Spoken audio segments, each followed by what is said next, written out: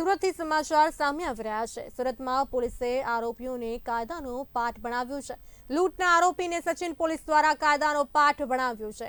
લૂંટવાળી જગ્યાએ આરોપીઓને લઈ જઈને રીકન્સ્ટ્રક્શન કરાયું છે। મજૂર કામદાર પાસે લૂંટની ઘટનાને અંજામ આપતા હતા આરોપી। હોજીવાલા ઇન્ડસ્ટ્રીઝમાં રાત્રિ દરમિયાન કામદારોમાં ભયનો માહોલ હતો।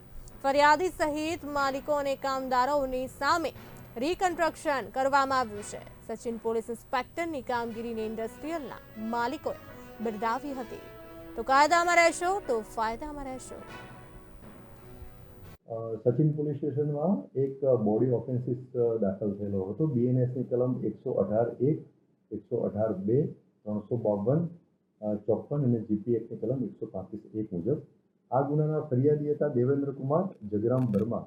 આ ગુનાની ટૂંક હકીકત એવી છે કે આ જે ગુનાના ફરિયાદી જે છે એ એક જગ્યાએ યુરિન કરવા માટે ઊભા હતા, તો એક મોટરસાયકલ ઉપર બે ઈસમ આવ્યા અને એમને ગમે તેમ ગાળો બોલી અને એમની પાસે પાછી ઝપાઝપી કરી અને એમની આરોપી પાસે રહેલ છરીથી એમની ઉપર હુમલો કરી અને ફરિયાદીને ઈજા કરી, જે સંબંધે ગુનો દાખલ થયેલો હતો। આ ગુનો અનડિટેક હતો અને ગુનાની તપાસ સ્થાનિક પોલીસ દ્વારા ચાલી રહી હતી।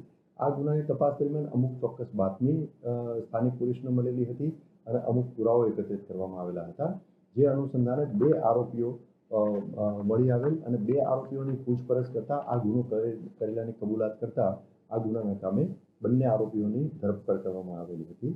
આ બંને આરોપીમાંથી એક આરોપીનું નામ છે રવિ કિશનલાલ તિવારી, રહે ગિલકડી ગામ, તાલુકો જલાલપુર, જિલ્લો નવસારી, અને બીજા આરોપીનું નામ છે દુર્ગેશ રાજકુમાર સિંહ, રહે પાલી ગામ, હનુમાન ચોક, સચિન જીઆઈડીસી, સુરત।